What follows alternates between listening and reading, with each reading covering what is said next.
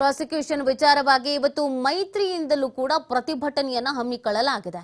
ಮುಖ್ಯಮಂತ್ರಿಗಳ ರಾಜೀನಾಮೆಗೆ ಆಗ್ರಹಿಸಿ ವಿಪಕ್ಷಗಳಿಂದ ಧರಣಿ ಕೂರಲಾಗ್ತಾ ಇದೆ. ವಿಧಾನಸೌಧದ ಆವರಣದಲ್ಲಿ ಪ್ರತಿಭಟನೆಯನ್ನ ನಡೆಸಲಿದ್ದಾರೆ ಬಿಜೆಪಿ ಮತ್ತು ಜೆಡಿಎಸ್.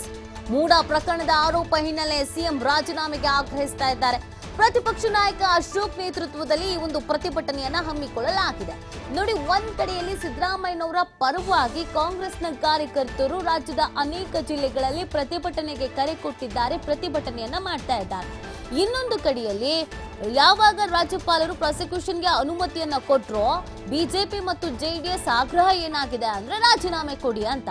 ಸೊ ಇದೀಗ ರಾಜೀನಾಮೆಯನ್ನ ಆಗ್ರಹಿಸಿ ವಿಪಕ್ಷಗಳಿಂದಲೂ ಕೂಡ ಇವತ್ತು ಪ್ರತಿಭಟನೆಯನ್ನ ಹಮ್ಮಿಕೊಳ್ಳಲಾಗಿದೆ.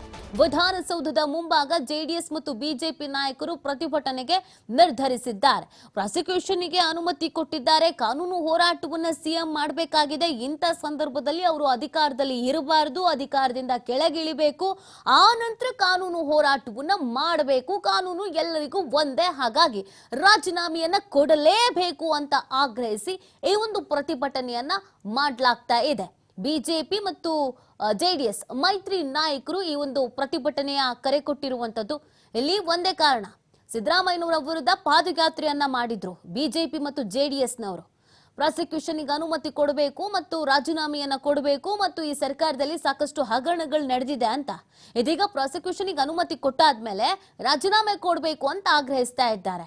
ನೀವು ಸಿಎಂ ಆಗಿ ಕಾನೂನು ಹೋರಾಟ ಮಾಡೋದು ಬೇಡ, ಅಧಿಕಾರದಿಂದ ಕೆಳಗಿಳಿರಿ, ಫಸ್ಟ್ ರಾಜೀನಾಮೆಯನ್ನ ಕೊಡಿ, ಆಮೇಲೆ ಕಾನೂನು ಹೋರಾಟವನ್ನ ಮಾಡಿ ಅಂತ ಆಗ್ರಹಿಸ್ತಾ ಇದ್ದಾರೆ. ಒಂದ್ ಕಡೆಯಲ್ಲಿ ಕಾಂಗ್ರೆಸ್ನ ಕಾರ್ಯಕರ್ತರ ಪ್ರತಿಭಟನೆ, ಇನ್ನೊಂದು ಕಡೆಯಲ್ಲಿ ಬಿಜೆಪಿ ಮತ್ತು ಜೆಡಿಎಸ್ನ ನಾಯಕರು ಮತ್ತು ಕಾರ್ಯಕರ್ತರ ಪ್ರತಿಭಟನೆ. ಇವತ್ತು ವಿಧಾನಸೌಧದ ಮುಂಭಾಗದಲ್ಲಿ ಪ್ರತಿಭಟನೆಗೆ ಕರೆಯನ್ನ ನೀಡಲಾಗಿತ್ತು. ಸಿಎಂ ರಾಜೀನಾಮೆಯನ್ನ ಕೊಡಲೇಬೇಕು ಅಂತ ಆಗ್ರಹಿಸಿ ಈ ಪ್ರತಿಭಟನೆಗೆ ಕರೆಯನ್ನ ನೀಡಲಾಗಿತ್ತು.